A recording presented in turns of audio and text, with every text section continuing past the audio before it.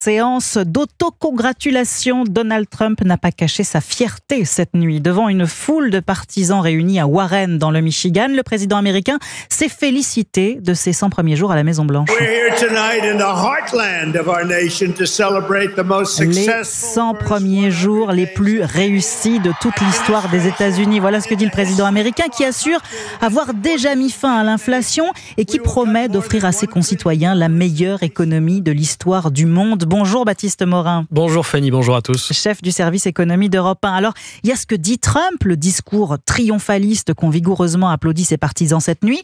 Et puis, il y a la réalité économique qui s'impose tout de même au président américain, Baptiste. Oui, juste avant ce rassemblement dans le Michigan, le président américain a signé un nouveau décret, cette fois-ci pour alléger la facture des constructeurs automobiles. Plus question d'accumuler surtaxe douanière de 25% sur les voitures et 25% sur l'acier ou l'aluminium. Les constructeurs pourront aussi recevoir des aides allant jusqu'à 15% de la valeur des véhicules assemblés aux États-Unis.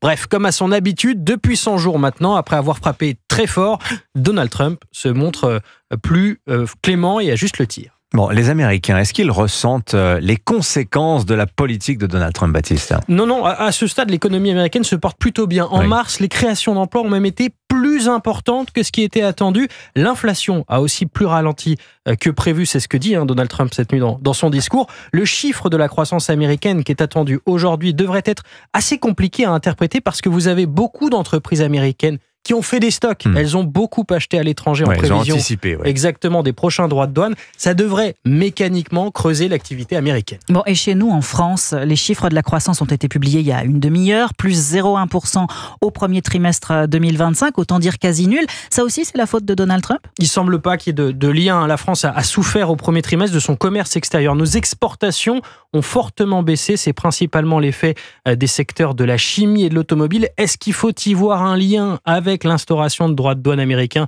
sur les voitures? Il semble que non, parce que dans le même temps, nos importations de véhicules ont continué à baisser. En fait, c'est la crise du marché automobile européen qui semble responsable. La consommation des ménages à l'arrêt sur le premier trimestre n'a pas aidé non plus. Consommation des ménages en forte baisse, nous dit l'INSEE sur le mois de mars. Et ça ne présage rien de bon pour la suite. Merci beaucoup Baptiste Morin, chef du service économie d'Europe 1.